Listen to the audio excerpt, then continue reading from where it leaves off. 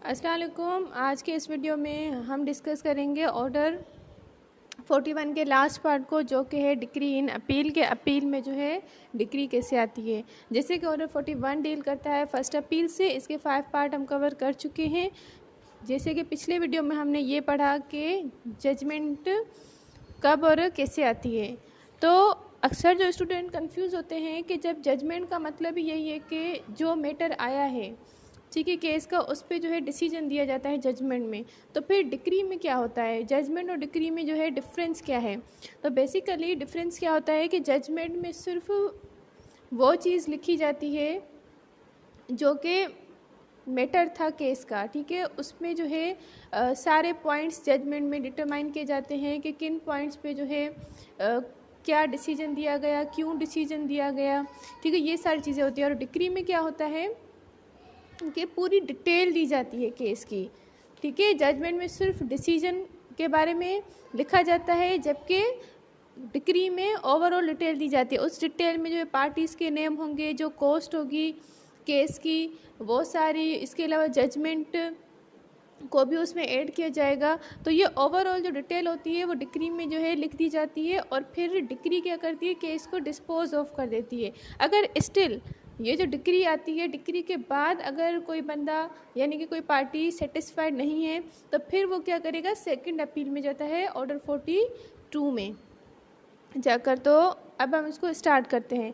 Decree in appeal start होता है rule 35 से लेके रूल 37 तक, और जो है फिर ऑर्डर 41 में क्या है, टोटल रूल 37 है, और ये ऑर्डर जो है यहाँ पे ख़त्म होता है।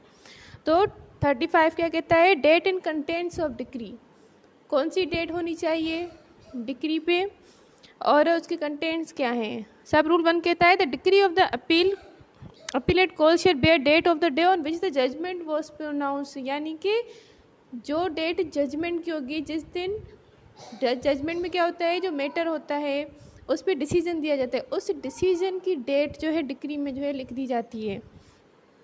सब रूल 2 क्या कहता है, the decree shall contain the number of the appeal, यानी कि डिक्री में ये भी लिखना ज़रूरी है कि नंबर ऑफ अपील, यानी कि कौन सी अपील है, फर्स्ट है सेकंड है, ठीक है। The names and description of the appellate and respondent, दोनों पार्टीज़ की जो है नेम्स लिखे जाएंगे डिक्री में, ठीक है, और उनकी डिस्क्रिप्शन के वो उनका एड्रेस क्या है, कहाँ से बिलोंग करते हैं, and a clear specification of the relief granted और अदर एडजुडिकेशन मेड, और जो भी रिलीफ अपील में पार्टीज़ को ग्रांट हुआ है, मिला है, उस रिलीफ की जो है डिस्क्रिप्शन जो है लिख दी जाएगी डिक्री में। इसके अलावा अगर और भी कोई एडजुडिकेशन यानी कि प्रोसीजर फॉलो हुआ है, या कोई नई चीज़ जो है कोर्ट ने जैसे एडिशनल एविडेंसेस वगैरह लिए हैं, किस पॉइंट में लिए हैं, तो ये सारी चीज़ें भी जो है डिक्री में लिख दी जाएगी।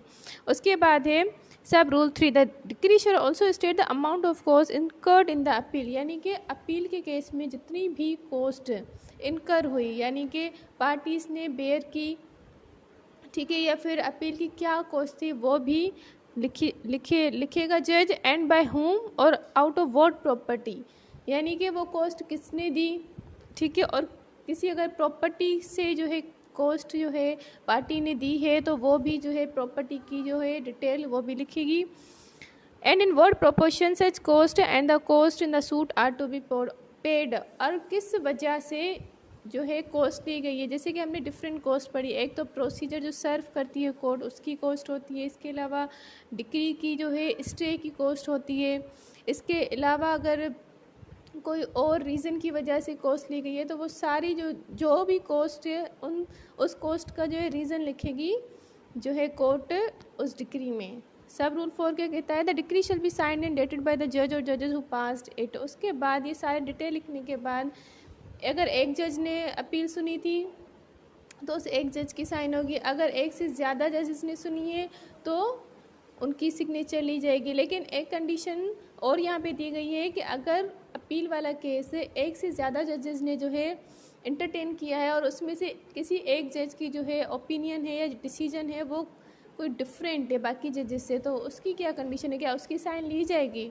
तो आइए पढ़ते हैं, जज descending from judgment need not sign decree, यानी कि जो जिस जज का ओपिनियन डिसेंट है, मुख्तलिफ है बाकी से, तो वो साइन नहीं करेगा। Provided that where there are more जजेस देन वन, यानी कि किसी केस में अगर एक से ज़्यादा जजेस हैं, there is difference of opinion among them, और उनके बीच में जो है उनका ओपिनियन दूसरा है। कोई कहता है कि इस केस का जो है ये डिसीजन देना चाहिए और दूसरा जज कहता है कि नहीं ये देना चाहिए, तो क्या होगा?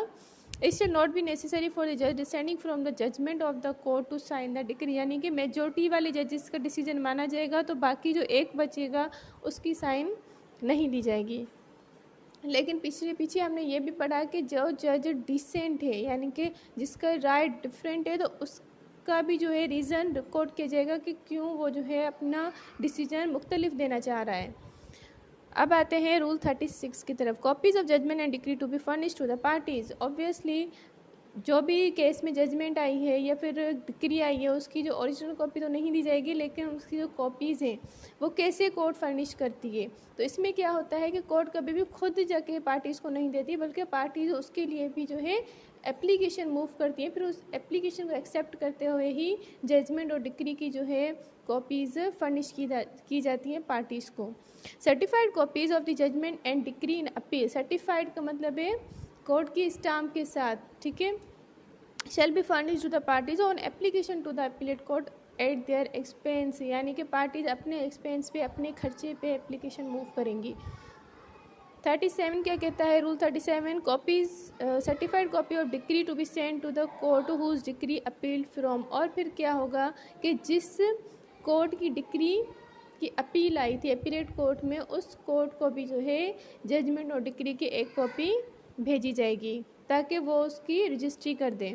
मज़ीद पढ़ते हैं। A copy of the judgment and of the decree certified by the appellate court, यानी कि अपीलेट कोर्ट अपने स्टाम्प के साथ, और such officer as it appoints in this behalf, या फिर किसी को ऐसा ऑफिसर है जो स्टाम्प लगाता है, लगा के फिर उसको काम दिया गया है कि आप जो है ये जो कॉपीज़ होती हैं इनको स्टाम्प लगा के कोर्ट्स में भेजें, तो वो officer shall be send to the court which pass the decree appealed from, तो उस कोर्ट को भेजेगा जिस कोर्ट की डिक्री की अपील आई थी।